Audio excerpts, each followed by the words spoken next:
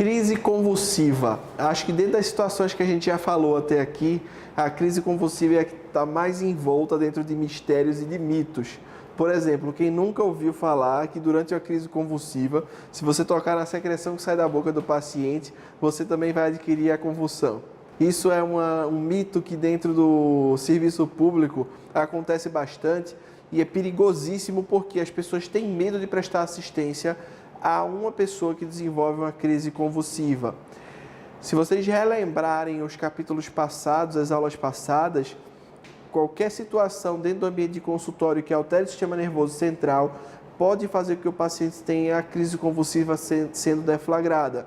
Por exemplo, situações de hipóxia, uma síncope, ela pode evoluir para uma crise convulsiva. O cérebro ficou sem oxigênio e o paciente, consequentemente, desenvolveu a crise convulsiva por causa da síncope inicial. A hipoglicemia, a síndrome de hiperventilação. Então, todas essas situações podem fazer com que o paciente ele tenha a crise convulsiva na sua cadeira. Mas pode ser também que o paciente ele já sofra de convulsão, de crises constantes. E aí ela é dividida didaticamente, a crise convulsiva, em dois tipos, que a gente chama de grande mal e de pequeno mal. O grande mal são as crises onde o paciente ele tem as contrações propriamente ditas, contrações que a gente chama de tônico-clônicas, espasmo e contração muscular. Também há o tipo de crise convulsiva chamada de pequeno mal ou episódios de ausência. O paciente simplesmente desliga, apaga, desmaia, mas não tem a contração muscular propriamente dita. Então, isso pode acontecer também com relativa frequência. A gente tem que ficar atento, então, no atendimento às crises convulsivas para prevenção de trauma. Qual é a minha maior precaução nesse momento? É que o paciente ele caia da cadeira e se machuque, se traumatize. Então, o paciente teve a crise convulsiva sendo deflagrada e aí a gente vai tentar manter esse paciente em posição até o final da crise convulsiva.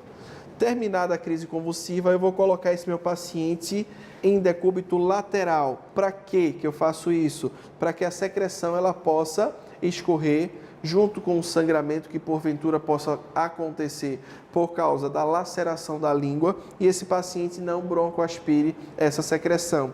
É importantíssimo que nessa fase que a gente chama de fase pós-ictal, ou seja, após as contrações, eu continue a verificar os sinais vitais desse paciente. Pode ser que ele retome a consciência ainda meio aéreo, e aí eu vou tentar identificar se há alguma outra condição que faça com que ele desenvolva novamente a crise convulsiva. Caso contrário, eu vou monitorizar os sinais vitais. Se esse paciente estiver em alerta, continuo a acompanhá-lo e com certeza a gente vai investigar o que é que foi que causou a crise convulsiva. Se esse paciente ele não sofre de epilepsia, se ele não tem as crises convulsivas constantes, tá? Caso esse paciente desenvolva dificuldade respiratória, eu vou entrar com suporte básico de vida, e aí vocês já estão craques. Abertura de vias aéreas, ventilação artificial. Consequentemente, essa crise convulsiva, nos casos mais graves, pode levar o paciente a ter a parada cardiorrespiratória, principalmente nas alterações neurológicas causadas por intoxicação por anestésico local, que é o nosso assunto da próxima aula. E aí, evoluindo para a parada cardiorrespiratória, a gente vai realizar o suporte básico de vida junto com as manobras de reanimação cardiovascular. Relembra então, durante a crise, nada mais tenho a fazer a não ser prevenir o trauma e terminada a crise, colocar o paciente em decúbito lateral para que eu possa continuar a minha verificação dos sinais vitais. Nada de puxar a língua do paciente. Isso não existe dentro do atendimento pré-hospitalar no paciente com crise convulsiva, tá? Se você for abrir a boca do paciente para colocar a sua mão no momento dessa fase ictal, que ele está com contrações tônico-clônicas, você com certeza vai ter um acidente grave e não vai conseguir terminar o seu atendimento a contento, tá? Terminou a crise, paciente em decúbito lateral, verifica os sinais vitais e, consequentemente, a gente encaminha o paciente para avaliações criteriosas posteriores, tá? Então, um protocolo super simples, que a gente ainda tem a possibilidade, caso esse paciente continue a ter as crises convulsivas constantes, de aplicar um benzodiazepínico intramuscular, como por exemplo o diazepam. Então, se ele continua, depois dessa fase inicial, a ter outras crises, eu posso fazer um benzodiazepínico injetável para fazer com que essas crises elas cessem. Mas lembre de uma coisa, benzodiazepínico injetável pode também predispor o paciente a uma bradipneia.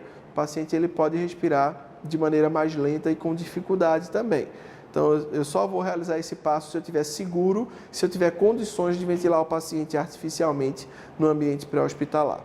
Ok? Um grande abraço e a gente se encontra na próxima aula.